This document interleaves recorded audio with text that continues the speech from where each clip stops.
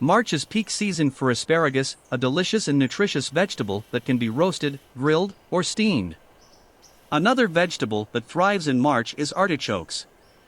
These versatile veggies can be stuffed, sautéed, or roasted for a flavorful side dish.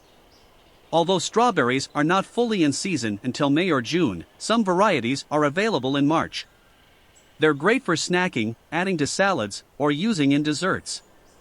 Broccoli is available year-round, but is at its best in the spring. It's a great source of vitamin C and K, and can be used in stir-fries, salads, or as a simple side dish.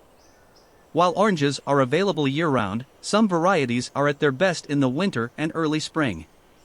They're great for snacking, juicing, or using in salads. Fresh peas are sweet, tender, and packed with nutrients. They're perfect in soups, salads, or as a side dish. Like oranges, grapefruit is in season from winter through early spring. It's great for breakfast, as a snack, or in salads. Radishes are a crisp, peppery vegetable that adds a pop of color and flavor to any dish. They're great in salads, sandwiches, or as a crunchy snack. Cabbage is in season from late winter through early spring. It's great in slaws, stir-fries, or cooked as a side dish.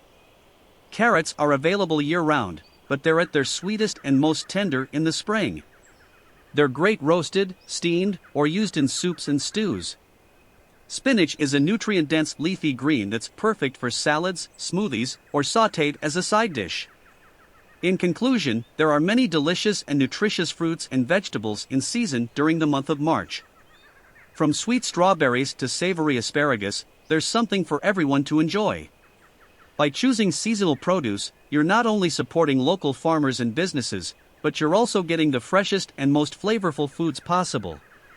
So whether you're looking to try a new recipe or simply want to incorporate more fruits and veggies into your diet, be sure to check out what's in season this month.